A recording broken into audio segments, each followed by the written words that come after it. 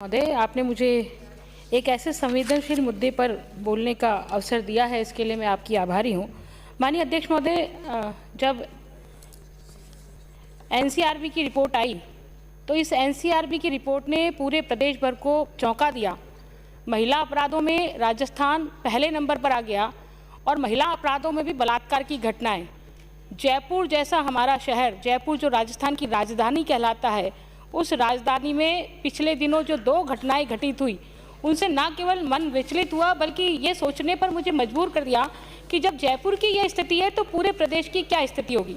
माननीय अध्यक्ष महोदय, इसलिए मैं आपके माध्यम से सरकार से निवेदन करती हूँ कि महिला अपराधों को किसी तरह से रोकने का काम करें। ना तो घर सुरक्षित है, ना सड़क सुरक्षित है, ना अस्पताल सुरक्षित है, ना थाना सुरक्षित है, ना निर्माणाधीन मकान सुरक्षित है। महिलाओं के लिए कोई स्थान सुरक्षित नहीं है। ऐसे में महिलाएं जाए तो जाए कहाँ। माननीय अध्यक्ष महोदय, आपके माध्यम से मैं निवेदन करना चाहूँगी, पिछली सरकार में माननीय वसुंधरा जी ने बलात्कार के अपराधियों को फांसी की सजा का प्रावधान किया था। वो फांसी की सजा कहाँ गुम हो गई?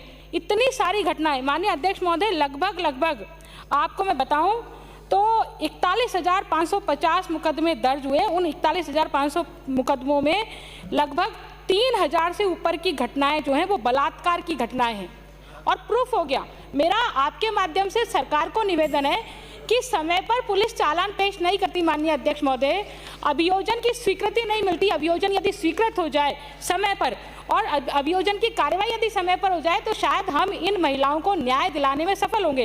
एक माननीय अध्यक्ष महोदय, आपके माध्यम से निवेदन करना चाहूँगी कि दुष्कर्म के केसों में यदि अलग से अभियोजन विभाग का गठन हो जाए तो शायद कुछ न्याय उन महिलाओं को मिल पाएगा।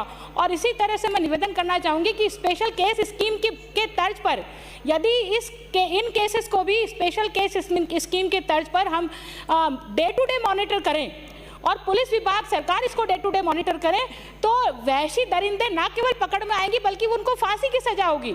यदि फांसी की सजा होती है तो जो अपराध करने वाले हैं उनके मन में भय बैठेगा। माननीय अध्यक्ष महोदय, आज हो क्या रहा है कि एक व्यक्ति को भी फांसी की सजा इन 2-3 साल के कार्यकाल में नहीं हुई है। चालान पुलिस ने पेश कर दिए कोर्ट में, लेकिन न्याय नहीं मिल रहा है। तो कोर्ट क्या कर रही है? जो फास्ट ट्रैक कोर्ट है, जो पॉक्सो की कोर्ट है, वो कर क्या रही है? हम क्या समीक्षा कर सकते हैं क्या उस लेवल पर आकर के? माननीय अध्यक्ष महोदय, बहुत गंभीर विषय है।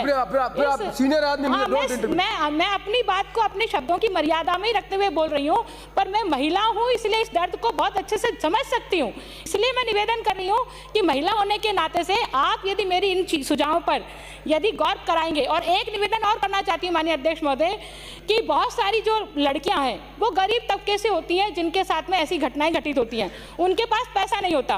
तो पीड़ित प्रतिकर स्कीम में जो पैसा सरकार देती है वो पैसा भी सरकार समय पर नहीं देती है और समय पर नहीं देने के कारण से जो अपराधी लोग हैं वो उसको पैसे का लालच देकर के उनके बयानों को बदलवा देते हैं। तो मेरा निवेदन है कि यदि सरकार पैसा दे और सरकारी वकील बिके नहीं, अच्छे से पैरवी करे यदि इन केसेस की, तो मुझे लगता है कि अपराधी निश्चित रूप से जेल के अंदर होगा और ये यदि जेल के अंदर अपराधी जाता है तो महिलाएं सुरक्षित होगी। इतना मेरा निवेदन है आपके माध्यम से। आप सरकार को कहें माननीय अध्यक्ष जी कि इन व्यवस्थाओं को तो कम से कम सरकार। धन्यवाद।